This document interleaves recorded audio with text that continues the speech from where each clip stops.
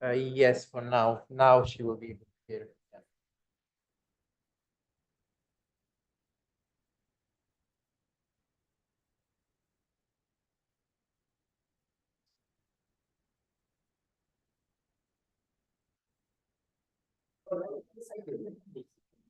Just bear with us 3 or 4 minutes to sort out all of the technical glitches and make sure everything runs seamlessly. Yeah.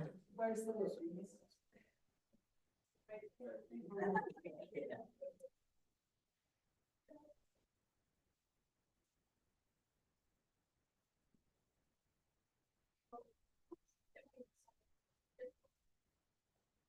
And with new methods for studying paleontologic, sorry, organic technology. Yeah, That's right.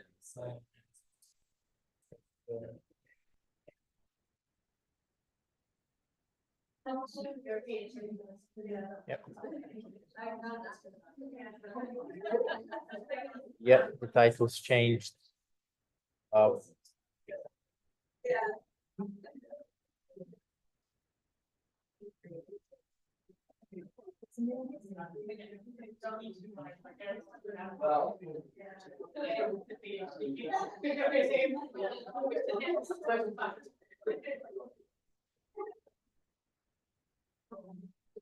Yes, that's true.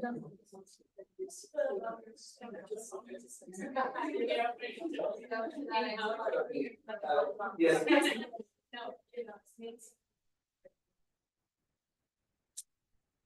Okay, let's, oh yes, I can hear, we just need the other PowerPoint up.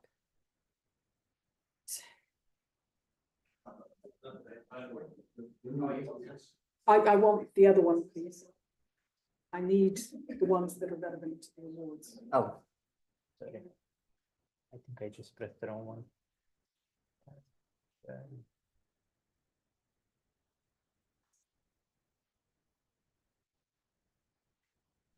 Great. Okay, for those of you that don't know me, my name is Linda Hercombe. I'm a professor at Exeter University, and I have the great privilege to be the president of the wonderful Prehistoric Society. As part of our charitable aims, we promote prehistory from a series of young scholars, from older members, for the communication of the deep time of human history and our evolutionary journey. So the first award I intend to make tonight is in honour of Pete Clarke, who was part of the council. And Pete Clarke is really, his name is on this because he wanted to recognise and spoke very eloquently at council meetings about the unsung heroes of prehistory and the role of field workers and artefact researchers whose contribution can often be behind the scenes overlooked compared to some of the more glitzy areas of the profession. And I'm delighted to say that our 2024 winner is Dr. Francis Wenburn Smith. And I will just give you a sense of what Francis has done for this award. So over the last 30 plus years, he has been particularly involved in developer-funded work in the post-PPG 16 era. And that is often very challenging to get the right kinds of people to go out and promote and analyze the work that is done often where geology meets archaeology meets several other ologies. And so he is given this award because he's led work on key sites. He's highlighted the value of secondary context Paleolithic archaeology and the potential of PPG 16 style commercial work to contribute to big archaeological thinking and issues, and also the potential of multiple phases of small-scale fieldwork to progressively build up our understanding of that most difficult of periods, the Pleistocene landscapes and the Paleolithic record at a regional scale. So Francis, if you'd like to come to this side, we'll do the photographs and we do those over here.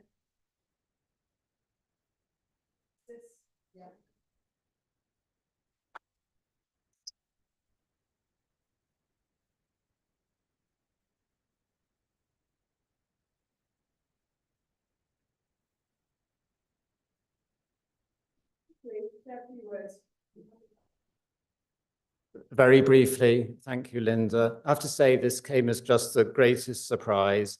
I'm very appreciative to the President and Council for making this award to me. And of course, I should also acknowledge in what is in fact 45 years of field work, not one part of that has been entirely solo. So there's a lot of other people and organizations involved.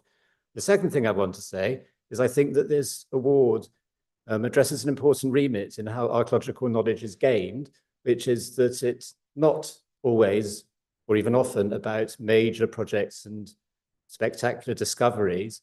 There's an important role for the incremental accumulation of small snippets of data. So I think that's something that my work will hopefully contribute to going forward. And the final thing I want to say, I did promise I'd be very brief, is that although I did use my senior rail card on the way here, I'm not done yet. If the Lord continues to spare me, I hope there's plenty more to come. And thank you, everyone.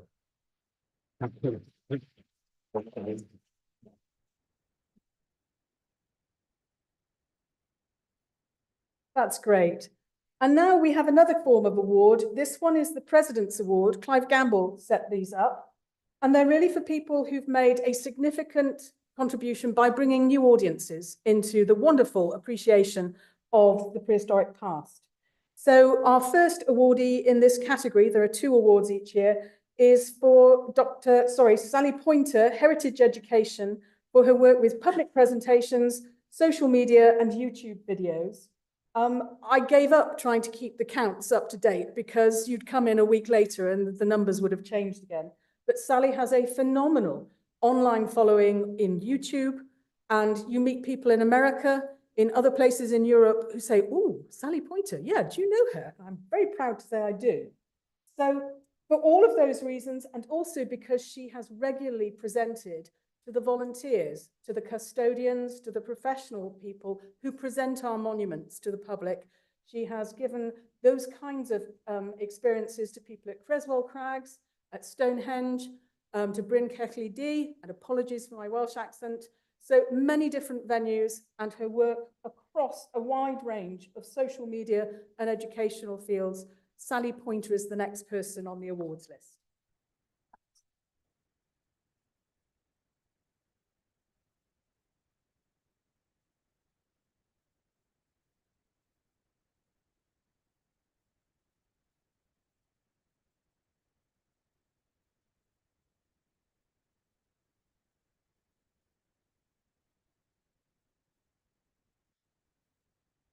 Oops, wrong way. Right. This one has been one of these sites that has ignited the internet and archaeologists alike. And I particularly enjoyed putting up the Lego version of this wonderful site, but the number of downloads that publication has had, and as well as the paper copies, which were hot off the press ticket items that sold out, there are also free to read online, and that's got a phenomenal international audience. So it's awards really for 2 people jointly for this project. There is Mark Knight and also Chris Wakefield, and that whole social media and publication team at the Must Farm project, because they've really contributed to the public understanding of prehistory. They've met that brief of bringing in new audiences, the project's digital presence, and being online and Must Farm Mondays created a phenomenal build-up of interest in a prehistoric site. It was a wonderful site to do that with, but they had a plan and they got it, and it worked phenomenally well. So I would like to invite both Mark Knight and Chris Wakefield to come up now and get their certificates and to thank them for their achievements for prehistory.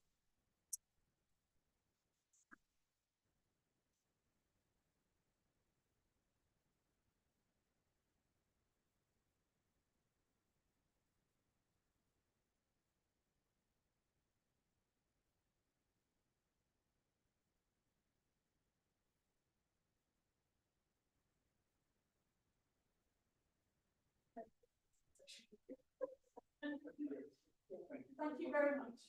Thank you very much.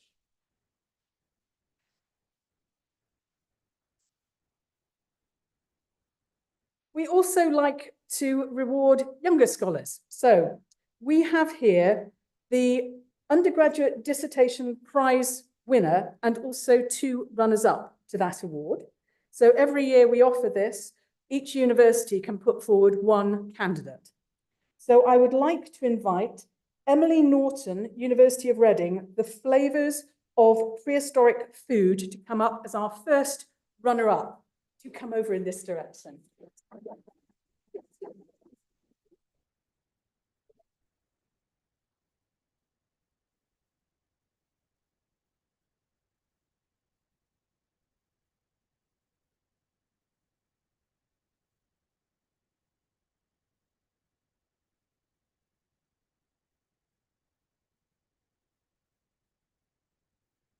And also a runner-up to that undergraduate dissertation prize, we have Liz Scrum from the University of Aberdeen for Southeast Asian Earthenware, Transmitted Knowledge or Independent Inventions.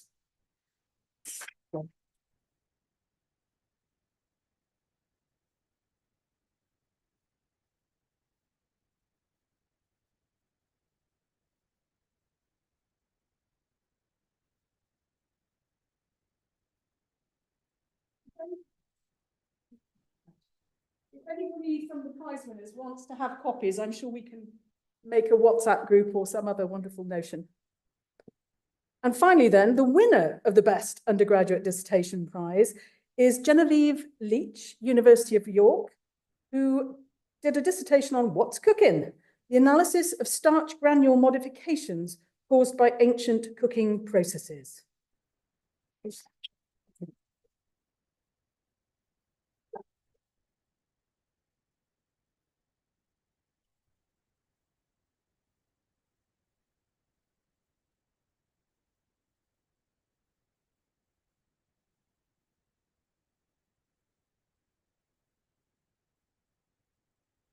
And last, but by no means least, we now have the proud owner of the person to whom I transmit the glass vessel and the box and wrapping that will keep it safe. So this is the Bagley Award for volume 2023, volume 89 of the Prehistoric Society Proceedings, Axes to Axes, the chronology, distribution and composition of recent Bronze Age hoards from Britain and Northern Ireland. So Chris Griffiths, if you are here. Yes, great.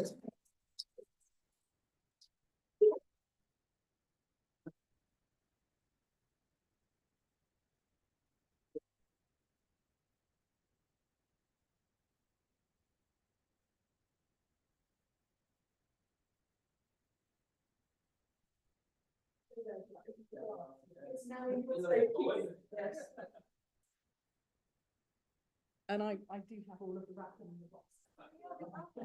There you go.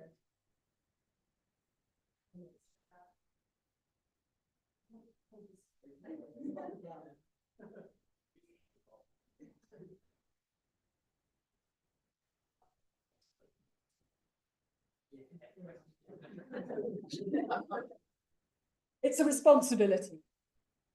Yeah. So I now just have a bit of a news item. For anybody who doesn't know, our wonderful editor of Proceedings of the Prehistoric Society has been doing the job now for 31 years. And so quite understandably has decided enough.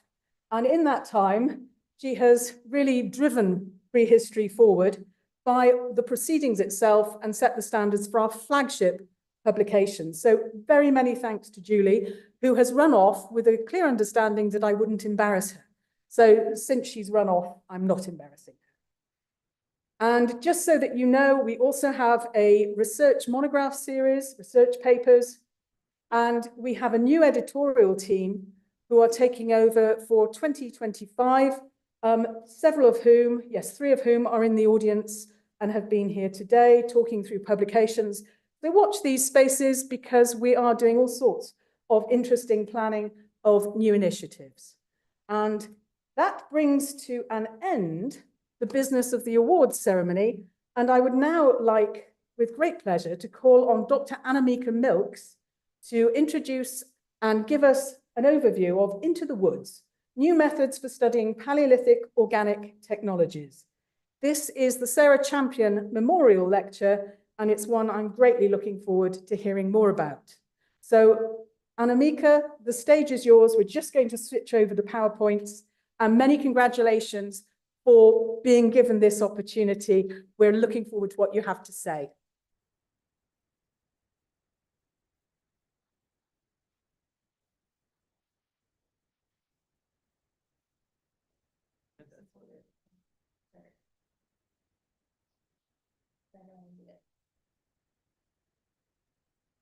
Thank you so much for the honor of being invited to give this 23rd Sarah Champion Memorial Lecture. I hope I'm going to excite all of you a little bit about a very simple and maybe humble material that has really shaped everything about the world that we live in. If you look around, you will see wood everywhere, and we still use wood as a material in spite of having all kinds of alternatives at our fingertips. And really, we think of wood as this material that is easy to acquire, but it's a dwindling resource in today's world. And I think it's one that we need to try and maybe look after a little bit. Before I carry on, I just want to do the usual thing, which is to say that I'm going to present as part of the overview lots of amazing people's research today. And I've tried wherever I can remember to credit them with that research. And the case study that I'll show you is also the result of an amazing amount of teamwork, particularly in Hanover, with the team working on analyzing the wood remains from the site of Schöningen in Germany. So this is definitely not my research alone. Oh, that's going well. I'll just let Papa take care of that.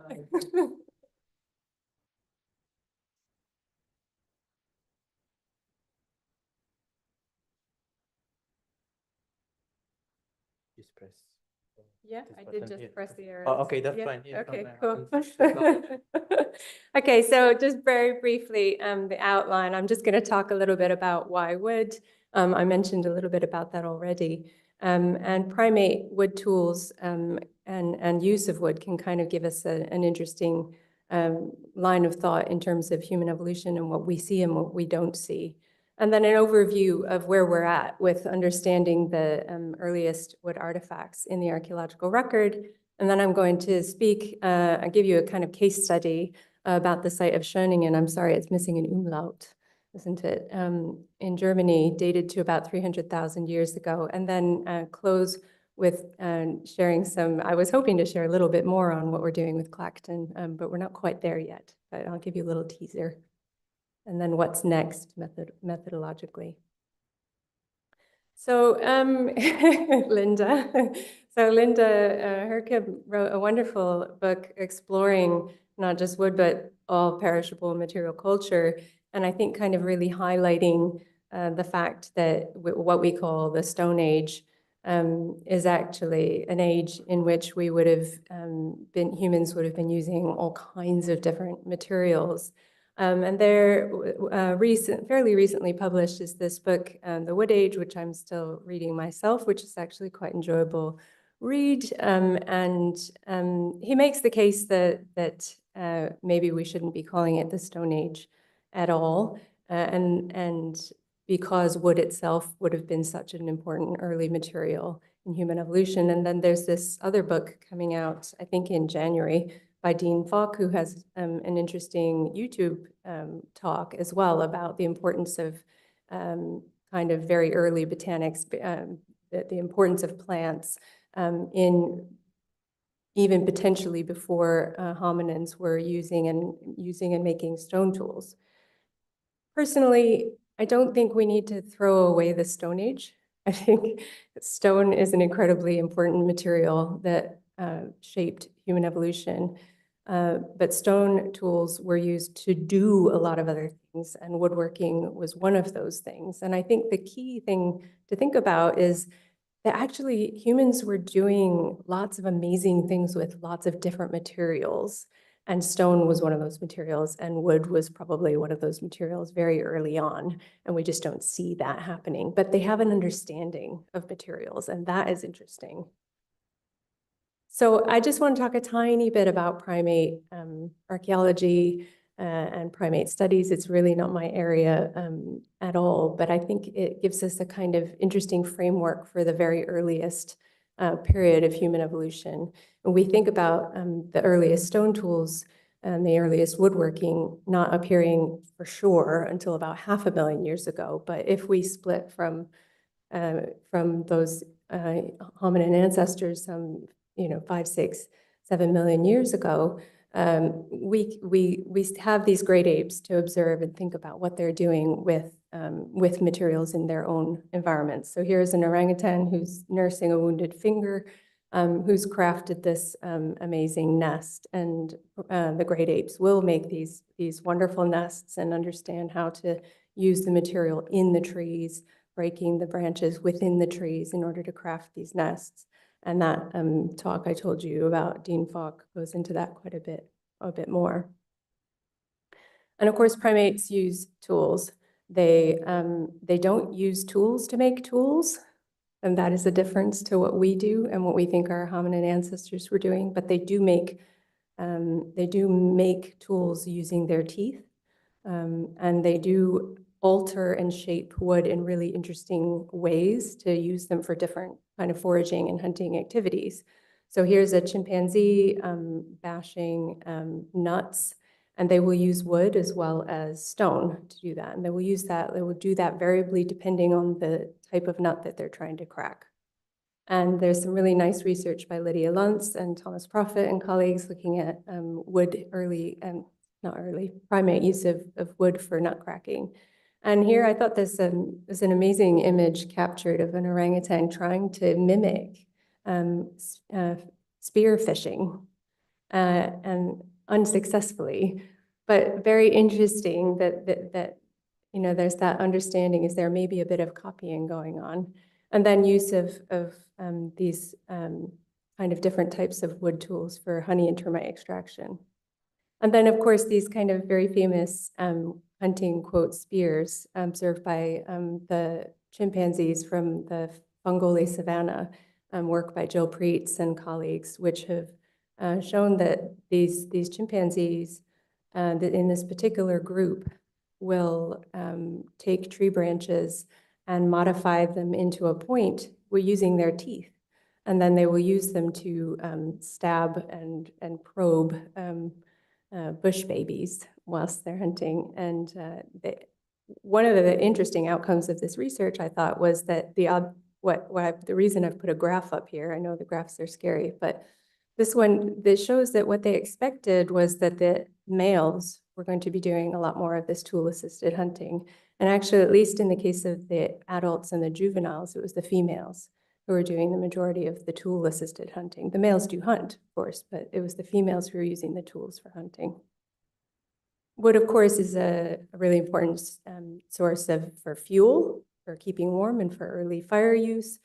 It also can be a source of medicine. For example, the foundation of aspirin is in willow, and it can be a sort of starvation food as well. Particularly the inner bark is edible.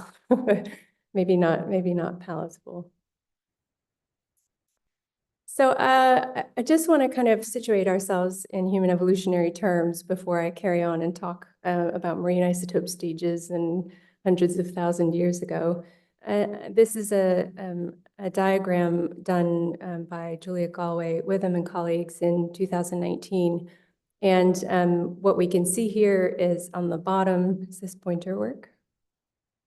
Yeah, so along the bottom, we've got the sort of brain expansion through time. This is up to 1 million years. And here we have what we now know is actually an extraordinary array of different hominin species around the globe, particularly Eurasia and Africa. And this evidence, this evidence is quite new.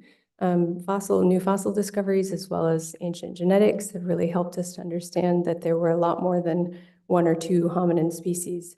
In terms of woodworking, and early wood tools, you see that, so here are the stone tools, the types of stone tools that are around, the kind of simple core and flake and bifacial stone tools. And then later on, we get more complex stone tools.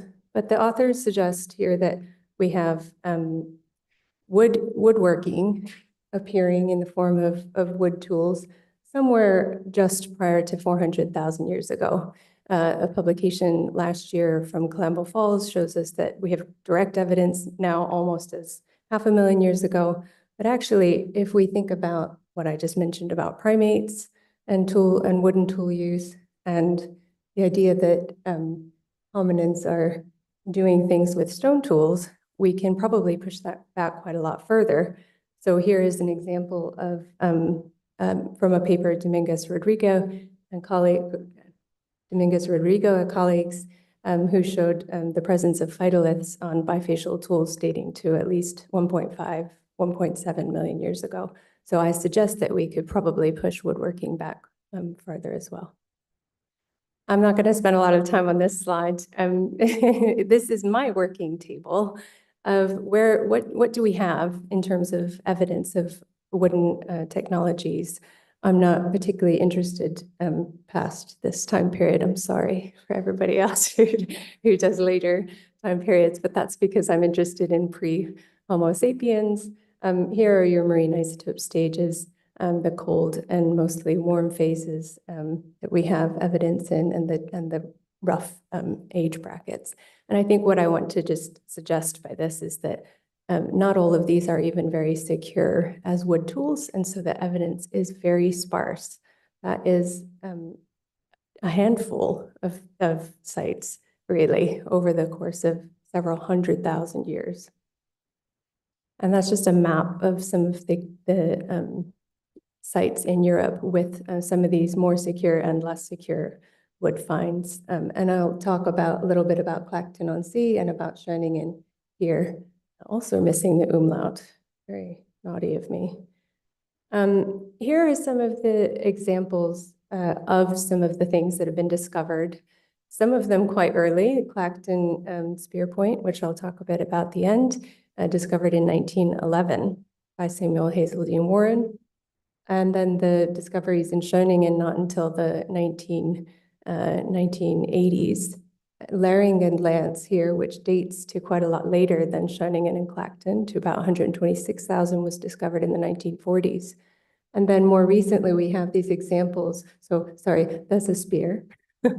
And we've got at Schöningen, of course, we've got an amazing array of wooden weapons, as well as these kinds of enigmatic, possibly tool handles from an earlier part of the site, not from the spear horizon.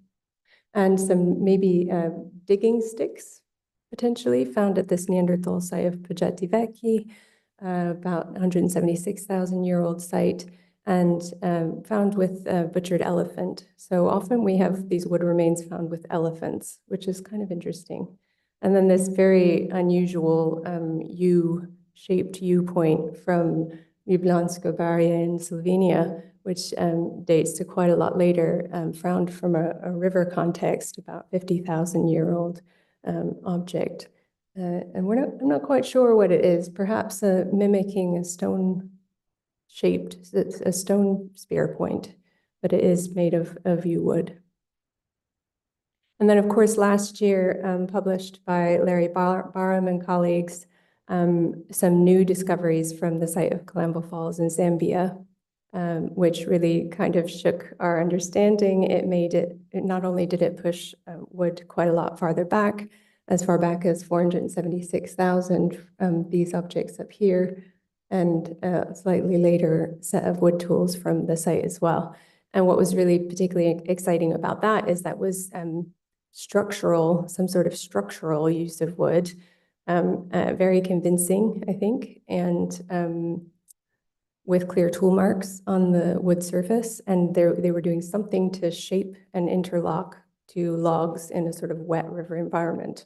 So I think extraordinary, really, because if we're thinking most wood finds are these smaller wood tools, and suddenly we think, oh, 500,000 years ago, almost, hominins are doing something to change, alter, build in their environment. Unfortunately, it's not always easy. And there have been a lot of methodological challenges, I think, to why maybe we've missed some of the wood that probably is out there or was out there and may have been not sampled or thrown away or not accounted for, apart from understanding, using those wood remains to understand the environment. That's because the working and the use traces are often on a micro scale. This is a picture I took during my PhD when I was looking at the Laringen spear that I mentioned, 126,000. It takes my breath away still every time I see it, because you can just imagine that Neanderthal scraping that tool across the wood to shape the spear. But they're usually not that clear. They're usually not that beautiful. And so we can say for sure that's a spear, and we can say for sure those are tool marks, but a lot of the times they're much more vague and needed a lot of work to try and recognize them. So we need to understand wood too as a raw material. So you need to bring together expertise, people who are expertise in wood as a material and people who are technologists. And maybe this is where we're starting to make progress now, is by working as teams. And looking also towards what people who study wood in later prehistory have been doing and applying that to the Paleolithic. And so this micro scale means that we're not really seeing these traces in the field. They really are on a micro scale, but they're tiny. And what also can happen is these traces can change. So with Larry Barham and colleagues, after they excavated and put it in water and before it was conserved, some of those traces that they captured beautifully in the field had changed and blurred and almost gone away. And so it was only on the basis of those macro beautiful photographs they'd taken in the field of tiny working traces that one could say, yeah, okay, this wood has worked. And then after conservation, new things can appear. And so we have these kinds of weird stages with woodworking. So we also don't really have a good protocol for things like use wear and macrofractures. That's still to come, I think. And then we can have these overlaps, just like when we look at bone, between manufacturing use and what happens after burial. We're not always speaking the same language. That's what I mean by we don't have a standardized nomenclature, and I'll talk about that more in a second. And then post-excavation and post-conservation, as I mentioned, that alteration of surfaces. So all of these things have presented a lot of challenges to understanding what we're looking at. Now to our case study. So as part of my first postdoc, I was very lucky to be able to work on this incredible sample of preserved wood from this site dating to about 300,000 years ago, discovered in the 1980s by Hartmut Thieme. And it's an extraordinary kind of preservation conditions. It was discovered as part of open cast coal mining. Alongside these famous spears that were discovered, there were also over 50 butchered horses, cervids, and bovids. And so Thomas Terberger was the PI of this project, brought me in because I'd studied wooden spears for my PhD, and I'd done all kinds of other things. But I hadn't specifically looked at woodworking yet in that degree. So he put together an amazing team of researchers to look at these wood macro remains, resulting now with Dirk later publishing this last year, 187 wooden artifacts in total, including the weapons, but also split wood tools and small flat pointed rounded tools. There are some other osseous tools at the site, probably bone tools used for flint knapping, which we have in other archaeological contexts around this period and earlier as well now. And some lithics. I know 1,500 sounds like a lot, but in the context of really extraordinary Paleolithic sites, if you would expect more lithics perhaps than that. And interestingly, some evidence there of attaching those lithics to a handle. And there's also some evidence on some of the stone tools of having been used for woodworking, which is interesting because what we have at Schöningen is we have this lake shore, basically, And it was quite a cold environment. The end of the interglacial period, it was getting much, much colder. So we had quite an open environment. And this paleo lake fed from the streams here up in the Elm Ridge. And we think hominins were hunting at this lakeshore quite regularly. Initially, it was suggested that this was a sort of mass kill of a bunch of horses, but eventually it became evident that this was a repeated use of this site. But the fact that they're not just using breaking and throwing away weapons, but they're also doing other things at this site, I think is very interesting. So they're probably not living there. It's wet and it's open. It's not a nice place to live, but they are doing lots of different things at this site, which is neat. So that part of that project's outcomes has been to show that it isn't just a hunting site. They're probably doing other things too. Here are just some photos from the paper led by Dirk this year, that came out this year, where we show there's a lot more spear fragments, pieces of spears, but these are the complete and nearly complete ones. And then we have these throwing sticks. So they look in some ways like the spears, but they're different. And I'll show you in some of the ways in which they're different. The spears are all made from spruce trunks except for one, which is made from a pine trunk. But the throwing sticks are actually made from a variety of different things.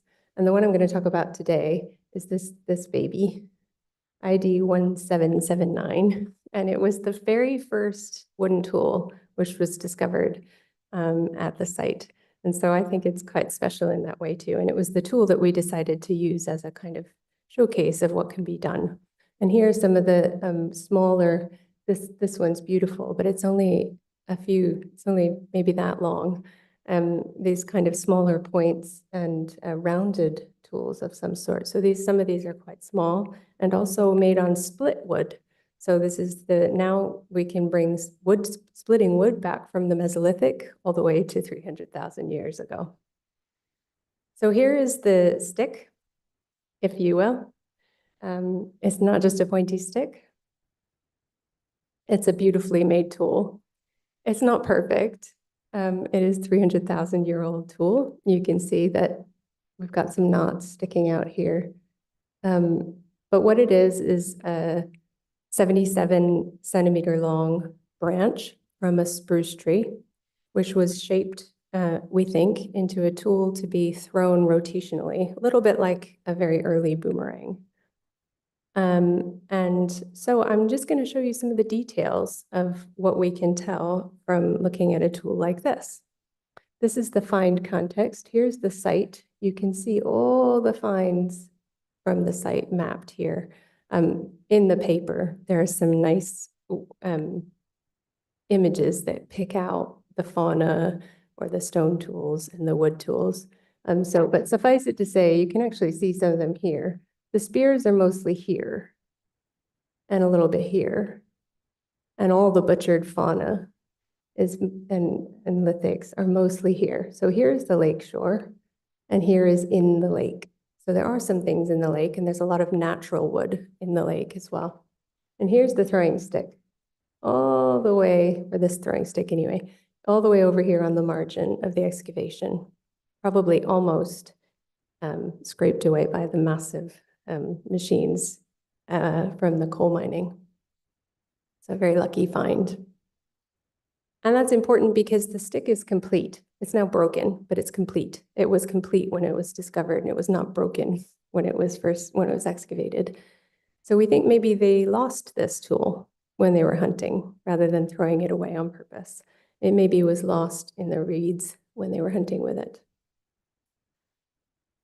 So how do you start with a tool? When you have a stone tool, there's really well-established protocols. You know what you're supposed to do. You can play with those or you can change them, do something different, but there's a pre-existing way of looking at it. In this program, we decided to define the top of the tool by the letter A. This was not me. This was prior to me joining the team. So A for Ansicht, which means view. So this shows you the 4 different views of the tool. And we used these views. A1, Ansicht 1, is always the excavation surface. And this helps us understand things about the taphonomy after burial. And so we use these views to then map and understand this whole, everything we see on the surface and inside the tool. But we didn't speak the same language. And not only was that because my German is terrible, it's also because German is a very difficult language. And it's also because, so Jens and I, who were working together, setting up the system, Jens's English is maybe not as good and strong as some of the other members of the team. So Jens and I were spending a long time trying to understand each other. But when Jens was saying, for example, I see facets here on this area. I said, what do you mean by facets?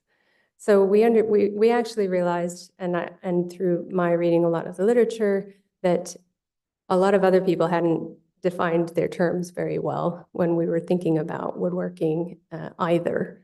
So what we've done is we established a glossary with a code, which allowed us to speak the same language in the room.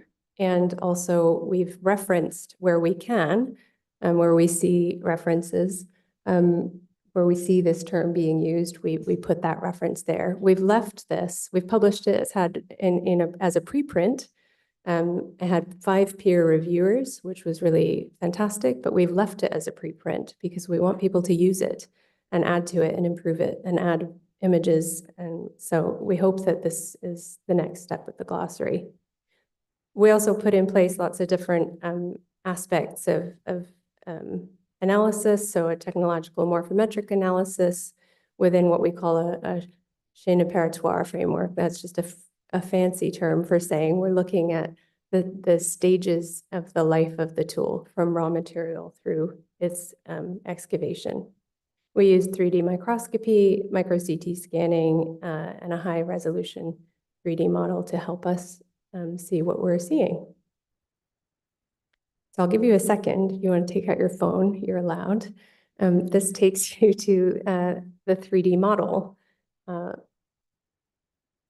which we made for not just to share with people because it is a lot of fun, but actually the resolution of the 3D model was so high that we could see specific features and look at things again ourselves by using these models along with the high resolution photography that had been done by Volker Minkus. And so this was really a tool for us as well as a tool to share the object.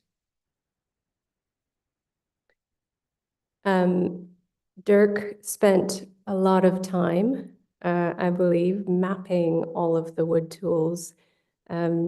Here is a simplified version of this particular double-pointed stick where we can see all of the main features on every side, as I mentioned. But there's a more involved version in the supplementary data, which provides a sort of a permanent map of that tool. So even if something happened to it, now we have this kind of a record of it. And as part of the coding for each object, we put in the different phases, which I'll explain more in a moment. We've put these codes, which have allowed us to compare what we see across a different group of tools. So for example, here, the phase 2 is use wear.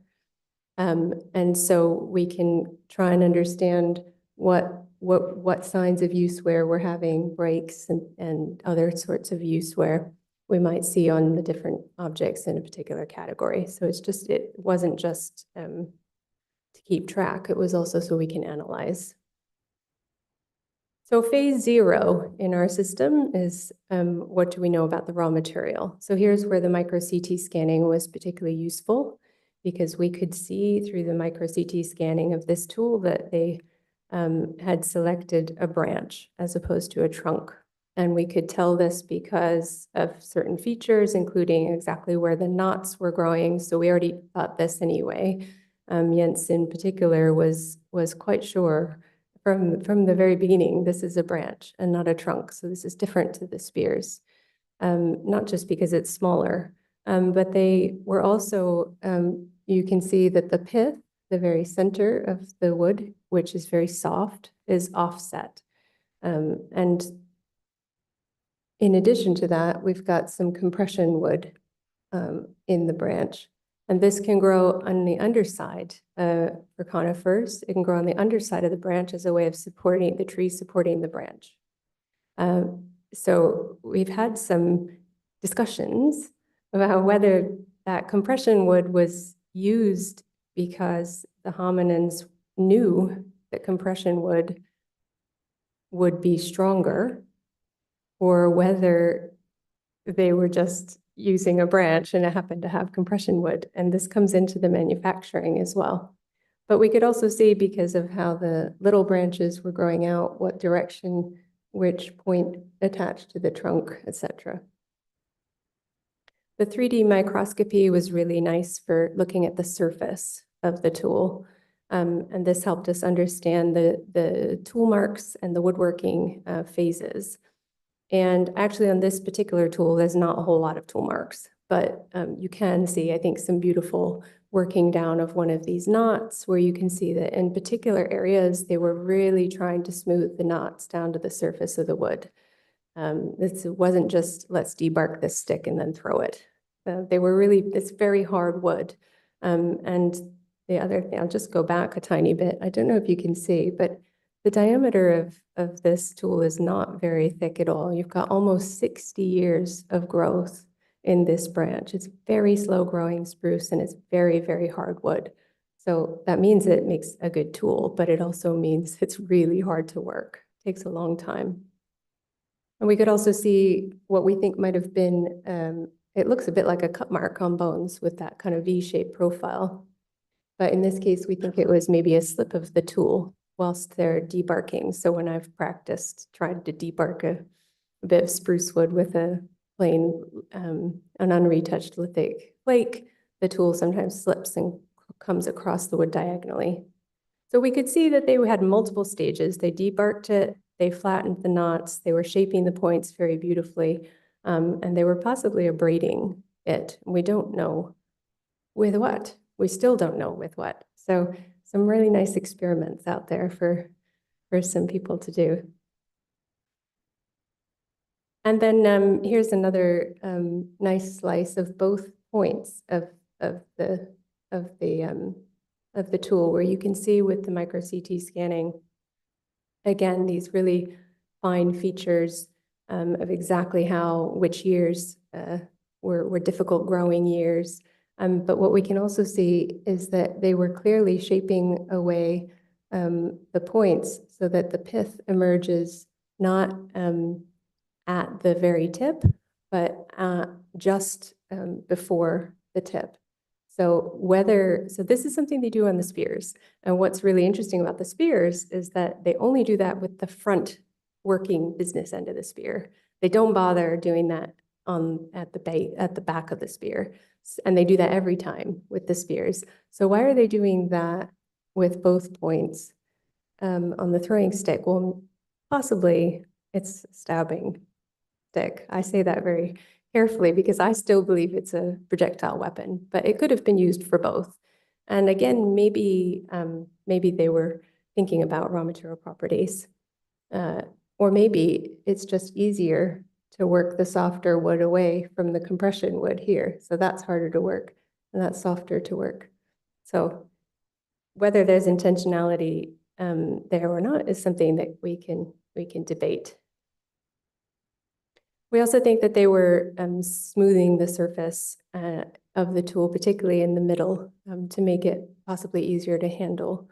And maybe profiling, they did create an asymmetrical profile on the stick, which may have made it fly better. That's why I think it's a weapon to be thrown. I get asked about burning a lot. And I'm sorry, this image is a bit fuzzy, but possibly is my answer. And this was some Fourier transform infrared spectrometry, which I do not understand, but I will tell you that the results were inconclusive, unfortunately. But this is an image of 0.1 of the stick before it was conserved. And it looks much darker than after it was conserved. So that might be a conservation issue. If we think about use, maintenance, and discard, this of course is the most exciting part.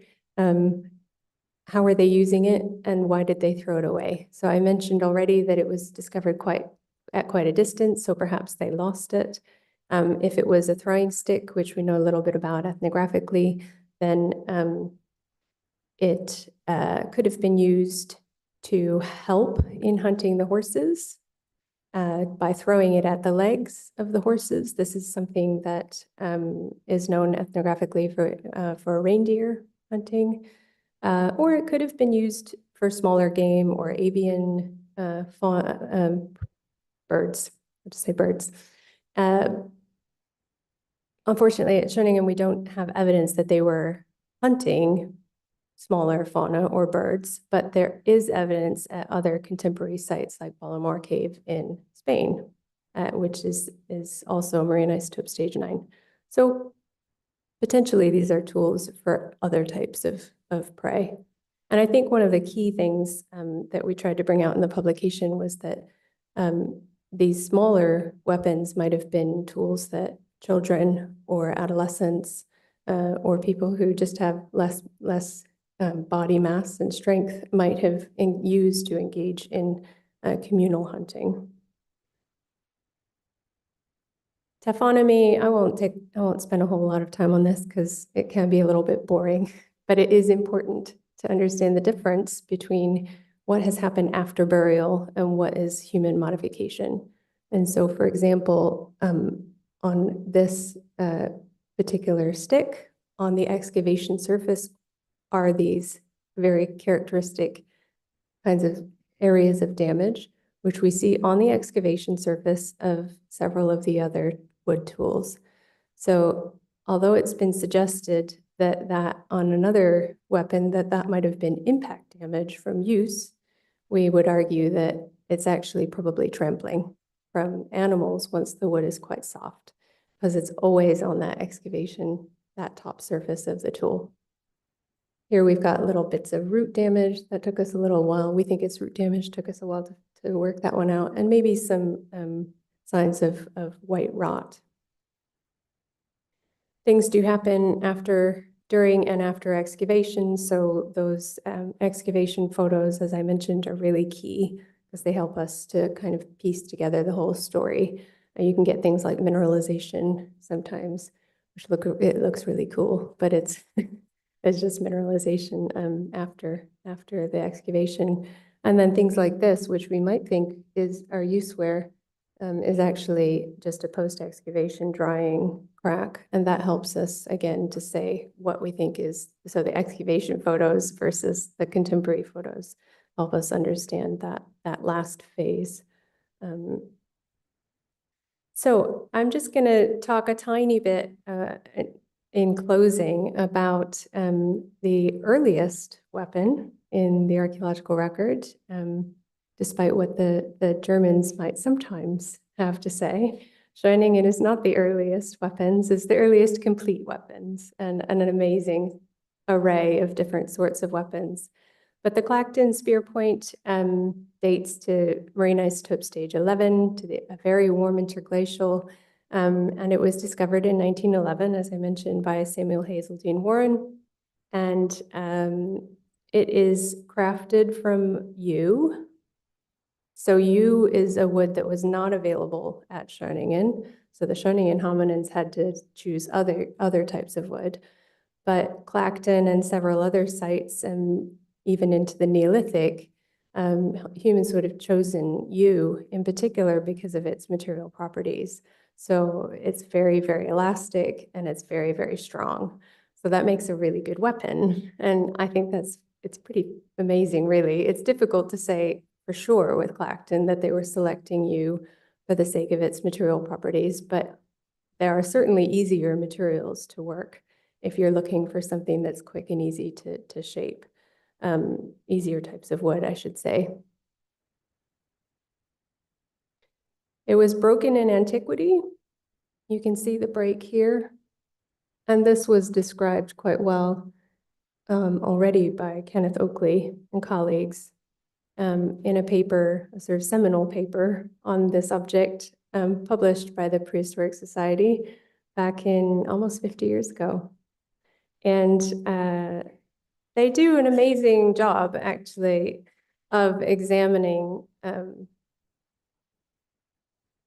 artifact from many different angles, including the, on identification of the species and understanding, identifying some of the tool marks and the break and making ethnographic comparisons and some comparisons with morphometrics. But it is a little bit, I think, out of date now, which is why we've started a new project to basically do with the Clacton spear point what we've done with those tools from Schoeningen. And it is quite, I went a few years ago to Clacton. It's quite fun to visit. It was eroding. He basically found it just eroding out of the foreshore out of the cliffs in Clacton. And it's a very important area for the Clactonian stone tool industry. There's lots and lots of fauna from different excavations along the shore. And we think he discovered it. I think I've worked out it was bed R. That's quite boring, but it helps us to understand exactly where the object was coming from, and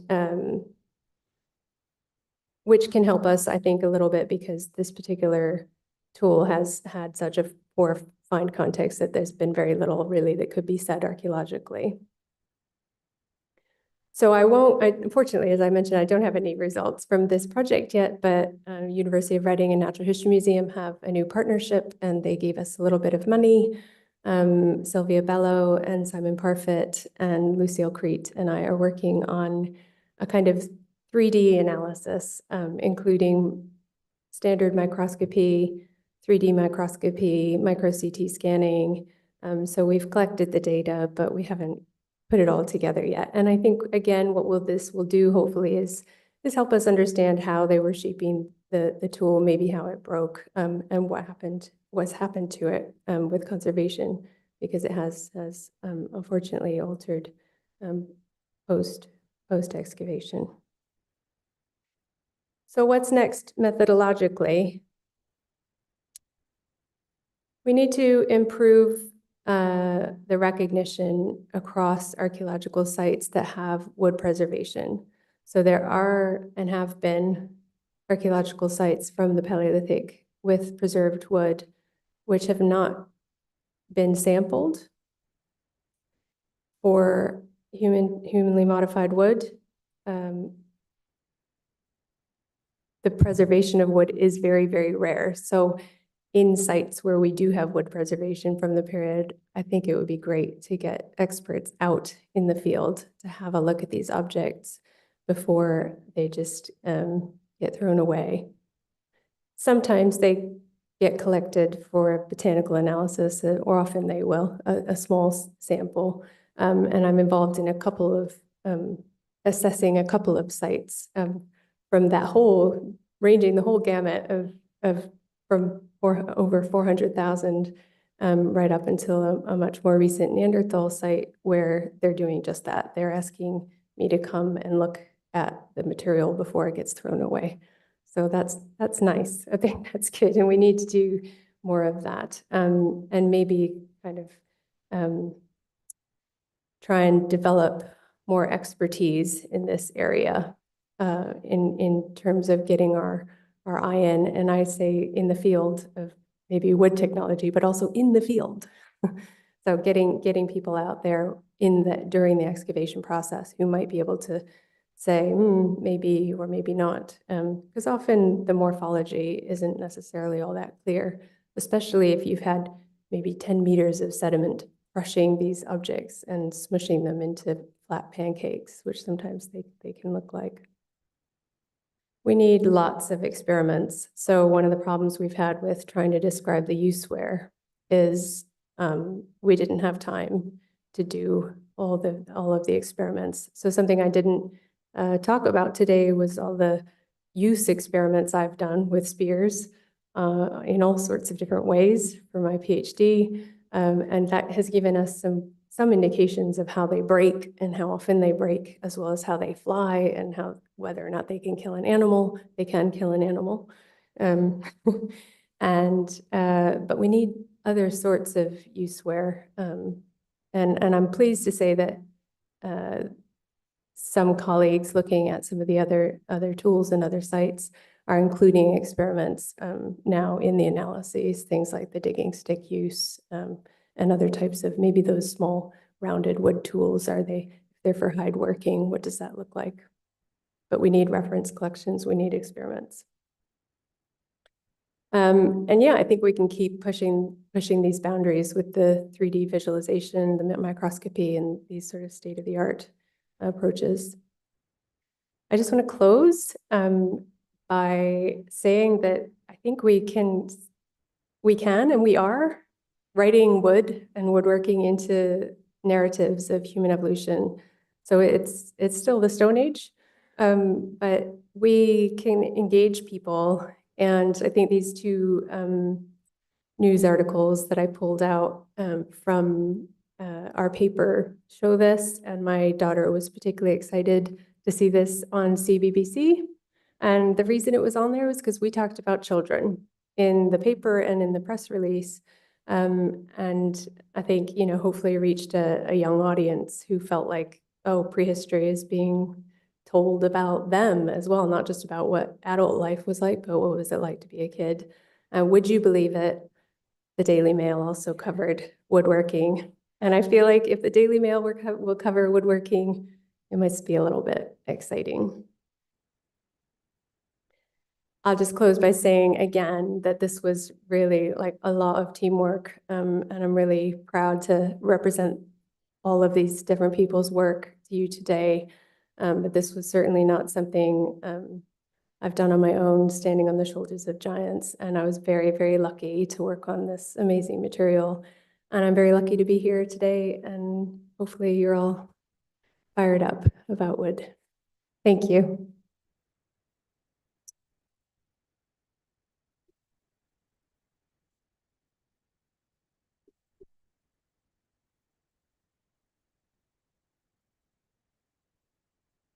I'd just like to say thank you very much for a fantastic lecture, which took us through so many things that have been in my mind for a very long time, and which show that if you just know how to look and you go about things systematically, you put the science with the lovely arts, it's some amazing stuff that's there. And as you say, it's part of a team, but thank you very much for a fantastic lecture. Thank you. And traditionally, we don't ask questions of the speaker. But what that means is we don't ask them here. You ask them over across the hallway with a glass of wine. So everybody in the audience is invited, warmly invited, to join us in the reception over the other side of the hall with some wine and various snacks and things. And then you can pitch questions at Annemieke and find out more. Also, please, to all of our awardees, there are paper envelopes here if you want to put your certificates in some kind of protection. They've got names on. But thank you so much, everybody, for being present in person. I always enjoy this session. And it is lovely to celebrate the work, such interesting work, of an early career researcher, which is the traditional purpose for the Sarah